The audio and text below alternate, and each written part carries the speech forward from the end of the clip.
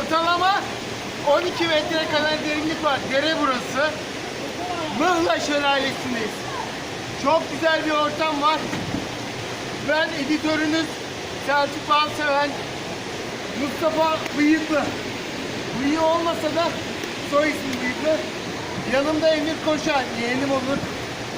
Ve kameraman Serkan Yüksel. Kendisiyle beraberiz. Şu an sizler için buralarda çekim yapıyoruz.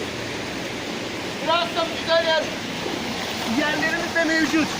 İsterseniz burada alıştırma yapabilirsiniz. Akabinde isterseniz bu tarafta, isterseniz bu taraftaki 18 metre derinlikte yüzebilirsiniz. Sabahları biraz serin olmakta. Bu saatlerde saat şu an 13 civarı. Su güzel, alışabiliyorsunuz. Normal denizdeki soğuktan daha fazlasıyla soğuk. Bunu da belirtmek isterim. Tüm dostlarımızı bir gün önümüzdeki sene 2018 yazında Allah ömür vefa ederse buradayız arkadaşlarla. Saygılarımla. Teşekkürler. Selçuk Balseven. Gençler, altına imza.